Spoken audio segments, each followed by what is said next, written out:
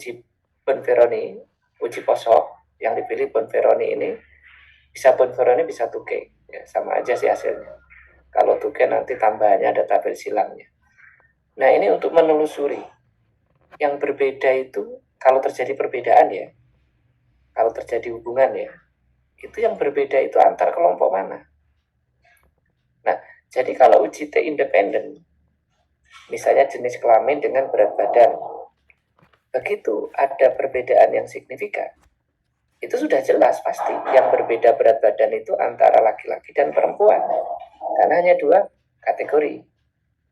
Tapi kalau ada kategorinya misalnya 3 atau 4, tadi misalnya pendidikan ada SD, SMP, SMU, perguruan tinggi misalnya, kalau tidak terjadi perbedaan yang signifikan, pasti antar kelompok manapun nggak berbeda berat badannya. Tapi kalau terjadi perbedaan yang signifikan, bisa semua antar kelompok itu berbeda signifikan. SD, SMP, SD, SMU, SD, PT, SMP, SMU, SMP, PT, SMU, PT, bisa jadi semua berbeda. Atau hanya beberapa saja yang berbeda. Tidak semua antar kelompok. Nah, untuk membuktikan itu bisa dilihat dari Bonferroni-nya. Ya, continue, baru oke. Nah, ini ya, kita lihat. Ini rata-rata tekanan darah masing-masing kelompok, ini standar deviasinya. Nah, p-value-nya nggak ada yang lain, hanya ini, ANOVA, sig 0,032. 0,032 itu kan kurang dari alfa. H0 ditolak, berarti ada hubungan yang signifikan antara riwayat prematur dengan tekanan darah. Atau ada perbedaan yang bermakna rata-rata tekanan darah antara ibu yang pernah prematur anaknya 1 kali, 2 kali, dan lebih dari 2 kali. Nah, karena ini ada perbedaan hasilnya. Ini kalau bicara tujuan primernya gitulah ya. Tujuan utamanya ada perbedaan. Maka kita bisa menelusuri yang berbeda itu yang mana. Maka ini uji posok. Dilihat p-value-nya yang kurang dari alfa. Ternyata dari atas sampai ke bawah, yang berbeda itu hanya satu. Nih, antara yang tidak pernah dengan 2 kali. Itu yang berbeda bermakna tekanan darahnya. Kalau ini hanya membalik ya. 2 kali dengan tidak pernah kan sama aja dengan tidak pernah dengan 2 kali. Yang lainnya sebenarnya tidak berbeda bermakna. Ya, jadi saya ulang sekali lagi. Kalau yang awalnya ini tidak signifikan, p-value-nya di atas alfa, Anda nggak usah ngelihat yang bawah, udah bisa ditebak. Nggak usah dilihat pun bisa ditebak gitu. Kenapa? Pasti semuanya nggak berbeda bermakna. Gitu.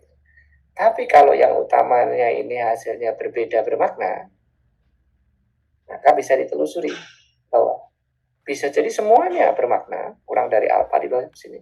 Atau hanya beberapa saja, nggak semua, seperti ini. Itu ya. Nah, kemudian bagaimana menyajikannya? Ada di halaman 127. Nanti ya. Kalau membuat di tabelnya nanti di bab 4. Oke, saya lanjutkan yang non-parametriknya yaitu hubungan riwayat prematur dengan berat badan ibu yang dipakai BB Ibu 2. Ini sama. BB Ibu 2, dilihat dulu distribusi datanya normal apa enggak. Kita reset dulu ya. BB Ibu 2.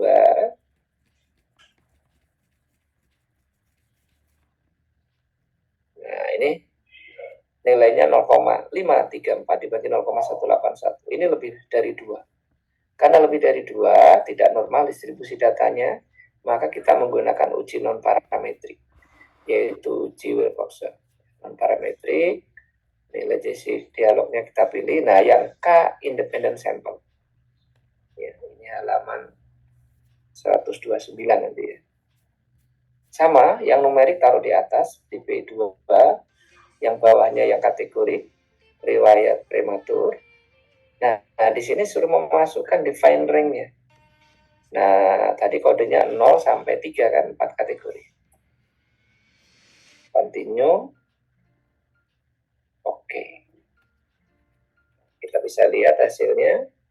P-value-nya nggak ada yang lain, hanya ini 0,198. Lebih besar dari alfa, H0 gagal ditolak. Ya, berarti ini tidak ada hubungan yang signifikan, tidak ada perbedaan yang bermakna ya. Berat badan di antara keempat kelompok ibu ini. Nah, nanti penyajiannya Anda bisa lihat di halaman 131. Itu materinya. Silakan kalau ada pertanyaan sebelum Anda latihan. Sudah paham atau belum?